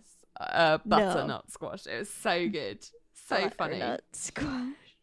The other star of the show, obviously, was also Andy's glazed donut skin. But when they held it up side by side, it did look like his skin just looks super shiny, like a glaze. I never really Can thought you about believe that baby boy just turned 30? What? That's crazy. Yeah. Oh, wow. What? That's mental. That means he's like 5 years younger than me. Mm-hmm. Oh, no. I need to ask him what his skin routine is because I do not have glazed donut skin. I wish I did. We're all after that glazed donut skin. He's going to put out that new skincare line. If it involves eating lots of Krispy Kremes, I could be down with that. There you go. Okay. Next, we're going to talk about Pro Chef learns how to cook ostrich eggs. It's a Molly tries. Well, here's a little fact about me. Ostriches, emus, big birds in general terrify me.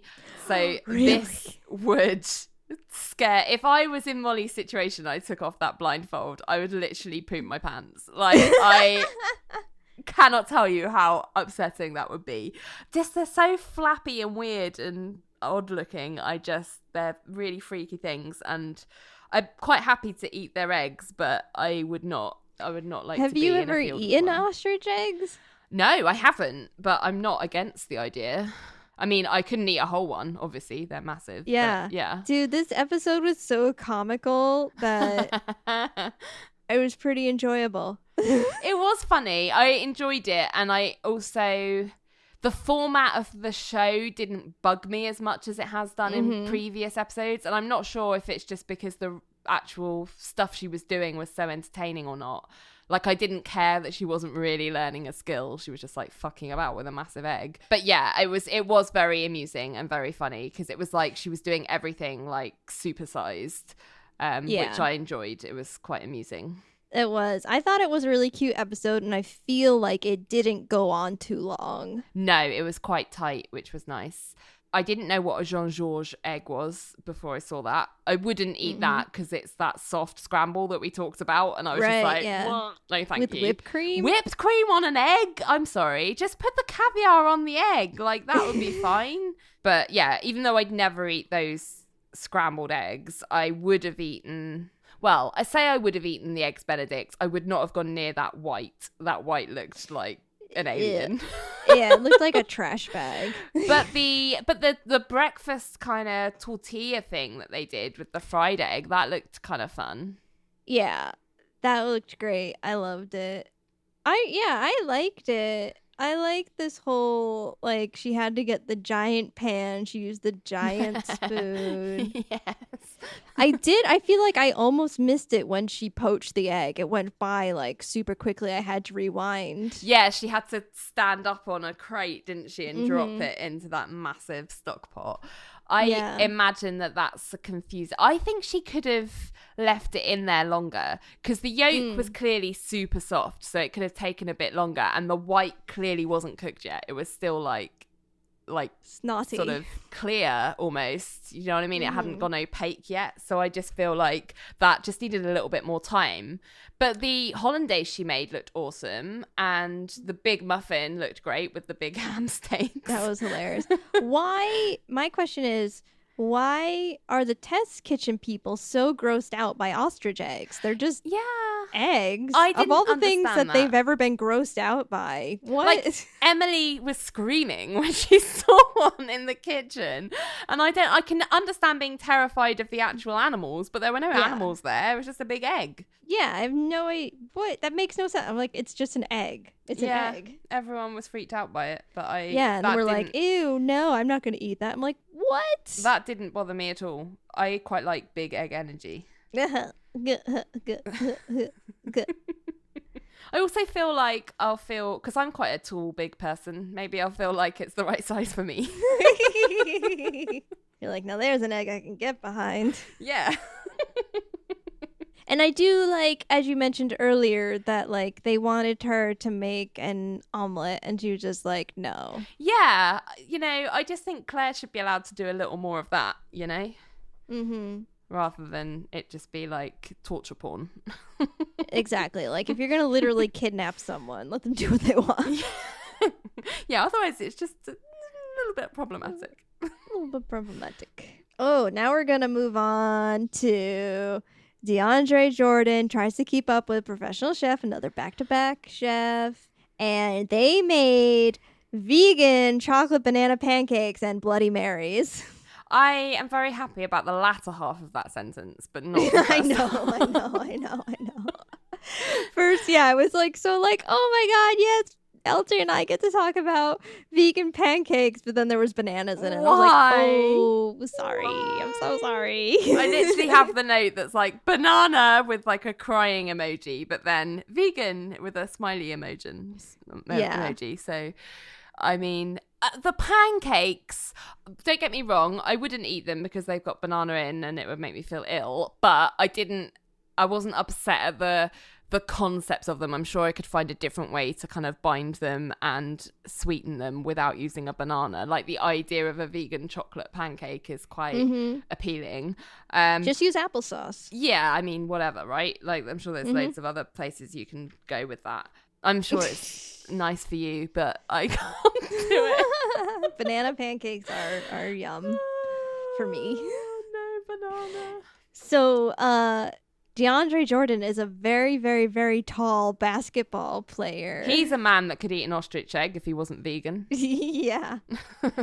He was the tallest guest that they've ever had. He was super tall. I love meeting super tall people because I finally don't feel super tall myself. I'm like, oh, I'm just normal size. Yeah. You're like, now I get to be fun size. Yeah, exactly. Seeing Carla, who is a shorter person, like next to him, it's very comical when they're standing back to back. Yeah. So they got to talk a bit about aquafaba, which is the liquid that comes in a can of chickpeas, which I have been really itching to use lately. I haven't yet. I've been waiting to get a new mixer. Have you used it ever before? I don't believe I have, actually. Oh, that's interesting. But like, yeah. It's been coming up a lot lately in vegan cooking of like make a meringue, make this, make that.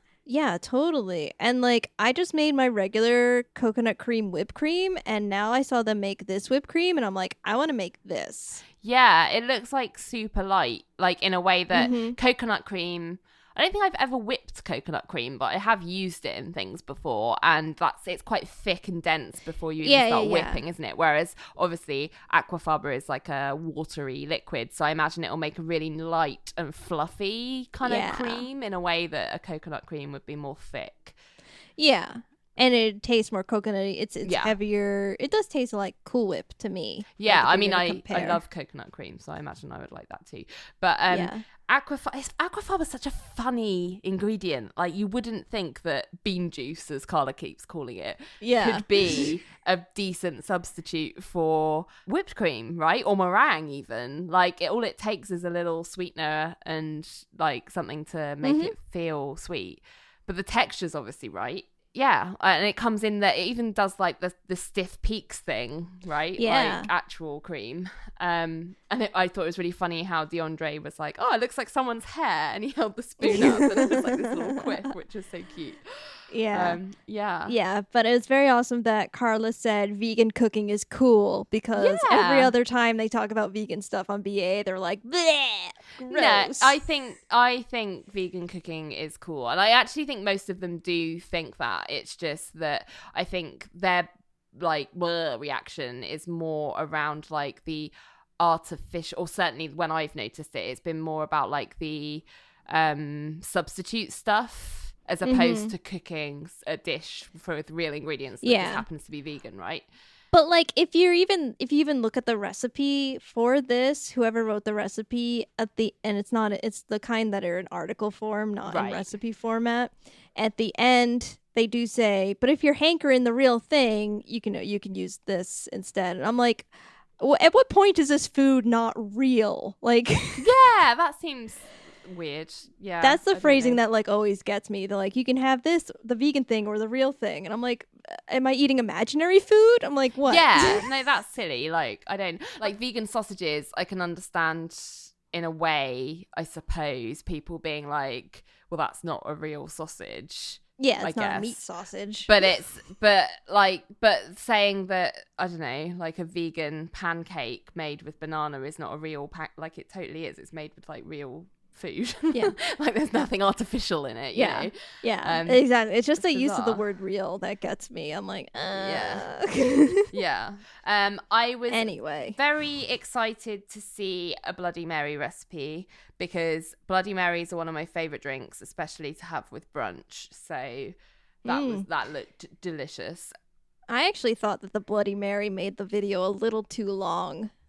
I was confused as to why it was there in a way, because even though I love Bloody Mary and liked seeing it, I don't think it goes with a sweet breakfast, personally. Well, it's when you're sponsored by Grey Goose, you gotta have the drink. Right.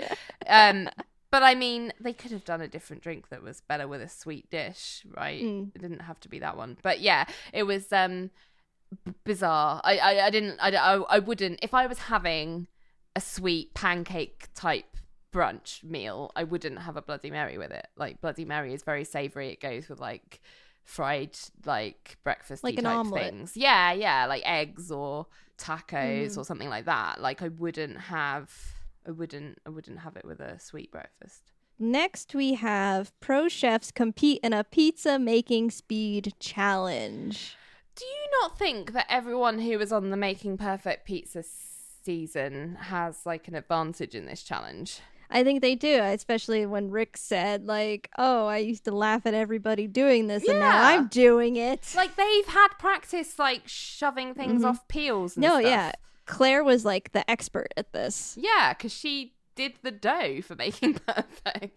She had to do that all the time. What did make me confused is that when they were doing Making Perfect, they very quickly switched to a metal peel because they found that it was easier to shoot it off, yet they gave them all wooden ones for this challenge. But I guess at least they gave them all the same one, so it didn't really matter. I thought it was interesting to see the starting point that everyone took and how it was like slightly different.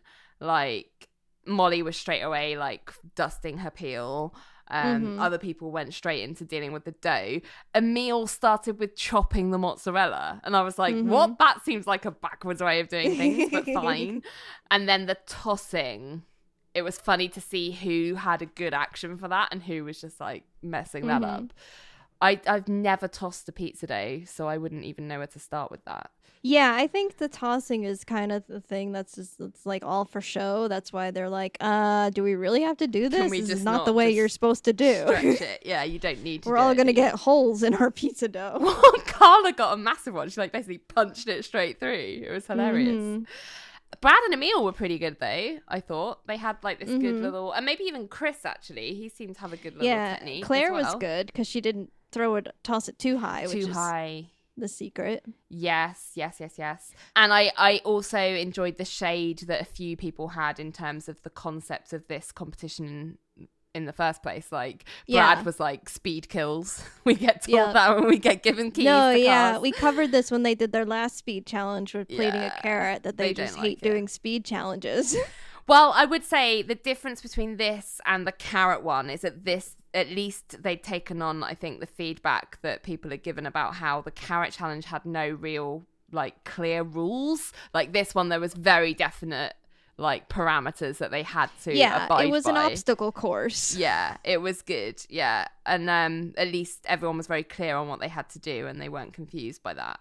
Getting it off the peel was also quite funny to see who could do that. Like, I think that's where, as you say, the Making Perfect guys had a definite advantage. And then actually, actually cooking it, Priya decided to light the entire thing on fire. Priya's never made a pizza before. Oh, so cute. And she stress ate mozzarella to get through it. Yeah. And then Brad put out her oven fire like a gentleman. I have to say, Brad and Priya are quick becoming my favourite pairing, I have to say. I really enjoy them when they're paired up in Test Kitchen talks, and like whenever they have like an interaction together, there's just something. He's got like it's similar to him and Claire in that he's got a very older brother like relationship with her, especially when he was like, he was helping her and like figuring out this whole fire pizza oven thing, but he was also teasing her at the same time because he was like, don't panic, Pia, just stand there, I've got it, I'll put it out, don't worry. And that just reminded me of the sort of thing my brother would say to me if something had gone wrong. It was very endearing. So the winners, first to last place, Delaney, Molly, Claire, Chris, Amiel, Brad, Priya, Rick, Sola, and Carla. Carla last place again, like the carrot challenge.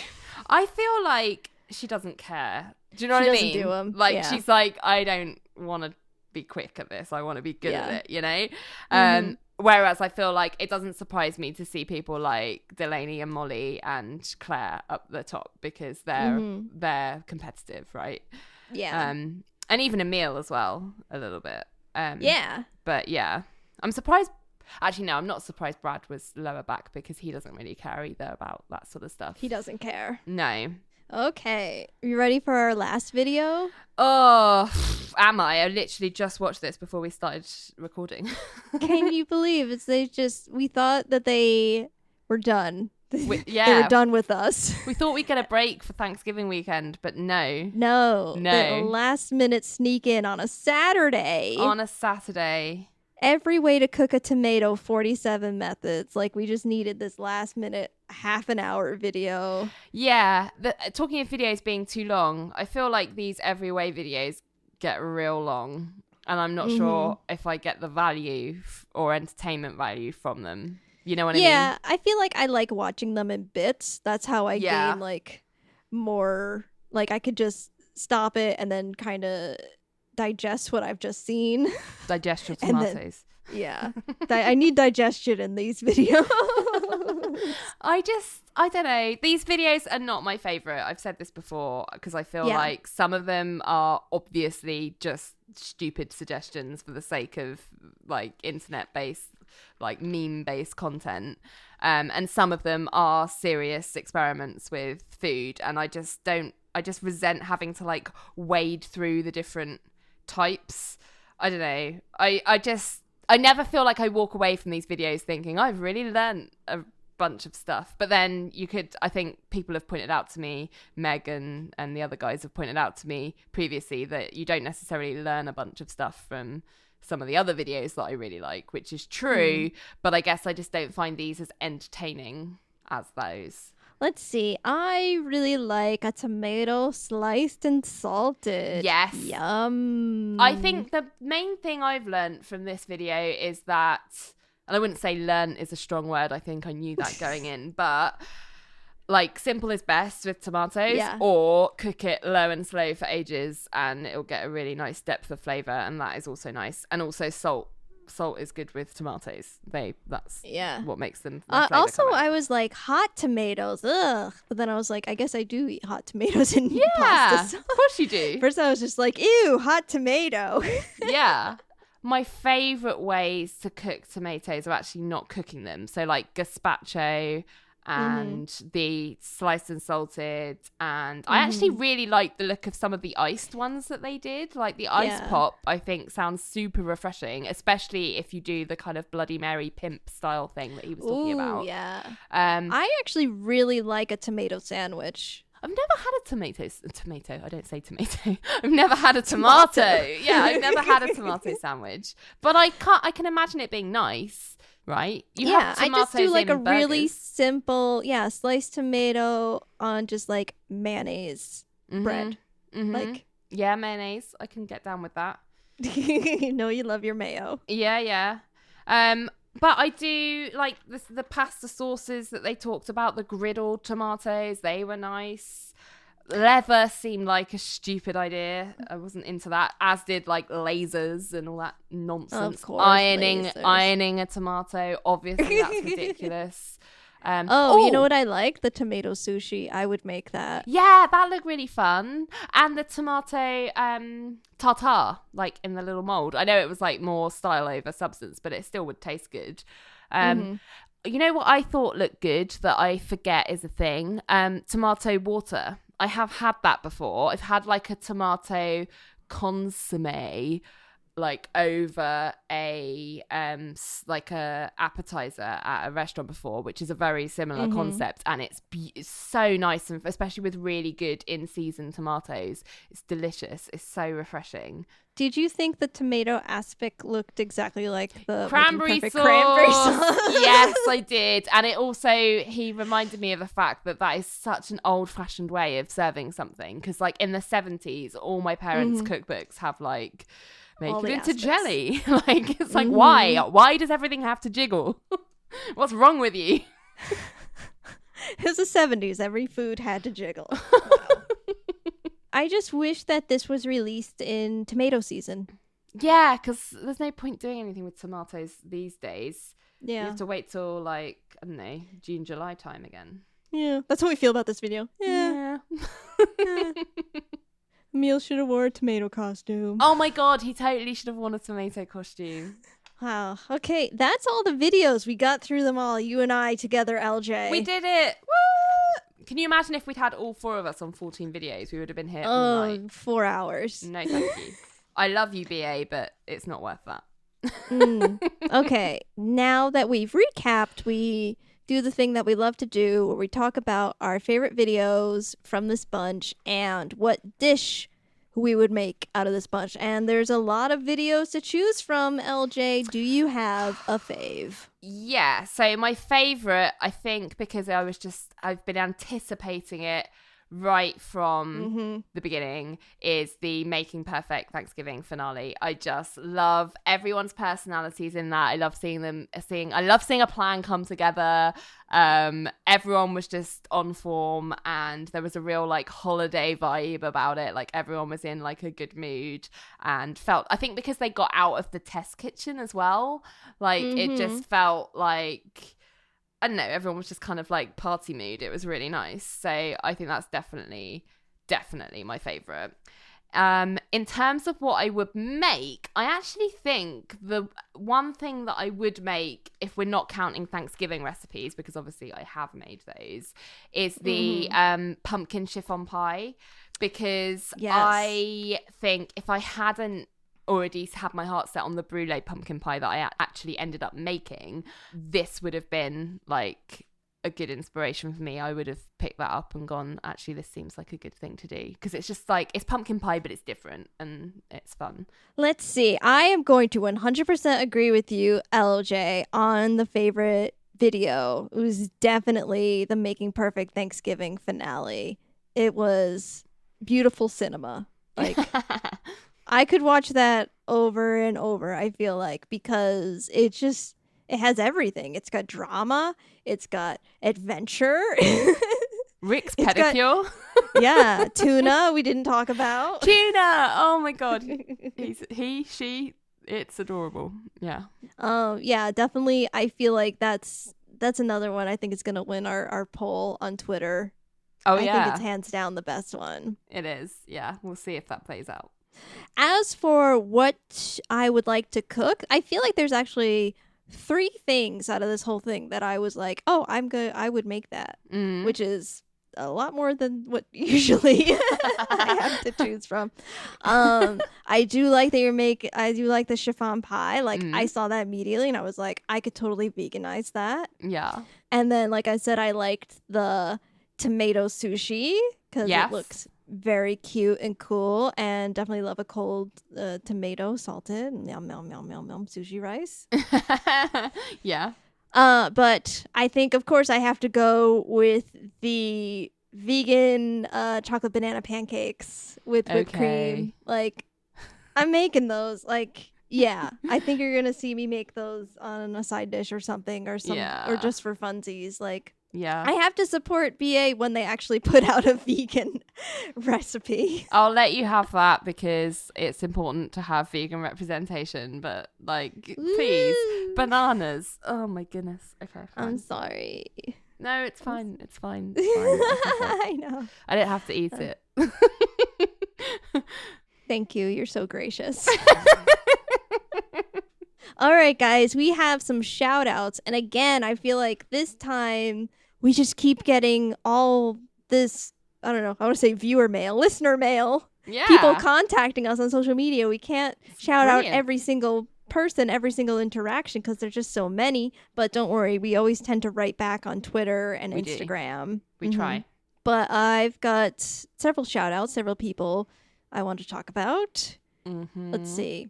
Mrs. Casper, of course, on Twitter said that she loves Molly and Rappo's pairing because of all the clapbacks. Oh, I guess, you know, it's nice to have something to work against, but yeah. She's also, of course, always sharing all the dishes that she makes with us on Instagram. Yes, I love those. to see them. Yeah. You know who else shared a dish was Hailee from Vibrant Visionary, shared with us her recipe for cranberry relish. Ooh, relish. And she also listened to our recap, and she declared that her Thanksgiving salad was the best thing on her table. I'm sure the salad is good. Like, I'm not here to say it isn't, but I just don't need it on my Thanksgiving table. Any other table. Katie from Thank Fucking God It's Friday agrees with you and says there's no room for salads on her Thanksgiving plate. Right. Yes. Thanks, Katie. I'm glad someone agrees with me. At That Spinach on Twitter is so happy that they get to nerd out with us about BA. And we're so happy that you're listening. Yeah. Yes. Jaslyn, of course, had not heard of Takis either. Like, she's quite far away from them. Yes, in New Zealand. Yeah.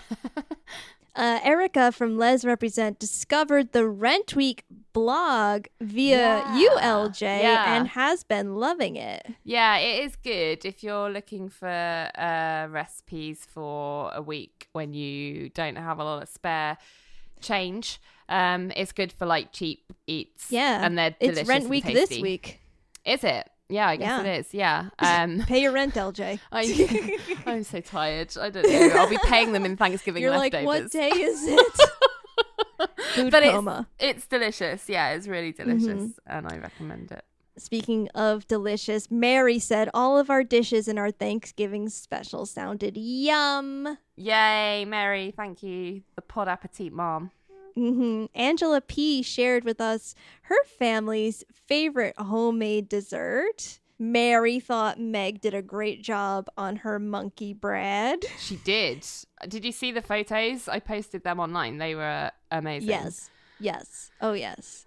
And Meg's monkey bread also got recognized by a Reddit user. Thanks, Reddit users. Yeah, you can find all of our pics also on Reddit as well. We are there.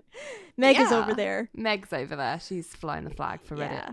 Lastly, I want to thank Kelly from Boobies and Newbies and Diana from Happily Ever Aftermath for letting us know what they made for Thanksgiving. Yes. I love hearing what anyone's making at any time. Yeah, so thanks for getting in touch with us on social media and sharing what you thought of our episodes and sharing what you've been making. It's really awesome. So awesome. This week, we'd like to share a review from Erica from Customers Also Watched. She left a 5-star review on Apple Podcasts titled Hungry for More.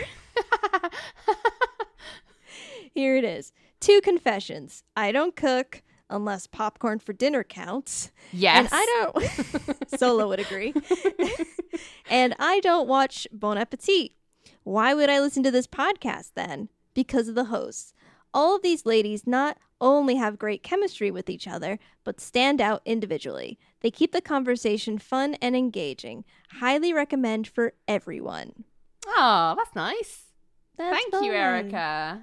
Thanks, Erica. You the bomb diggity. I'm bringing that back. Mm-hmm.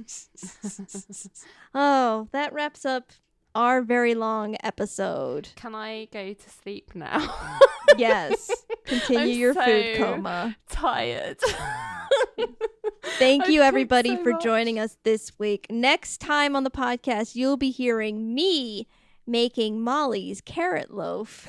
Oh, I'm excited for that. That'll be good. It's the last loaf. It's the last in our bread season.